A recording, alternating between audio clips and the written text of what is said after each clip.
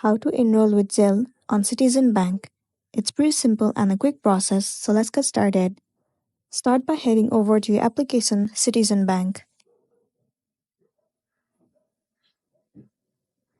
It will land you on this homepage. Enter your login credential in order to log into your account. Enter your user ID and the password. Once you have entered, tap on Login. You will be successfully logged into your account. Once you have been logged in, it will land you on this page. At the bottom, you can see tons of different options. You need to head over to Send Money. And from here, you need to choose Zelle. Send money with Zelle. Enter some of your detailed informations. You have to enter your first name, last name, phone number, street name, city, and many more. Once you have entered all the information, tap on Add Contact Information.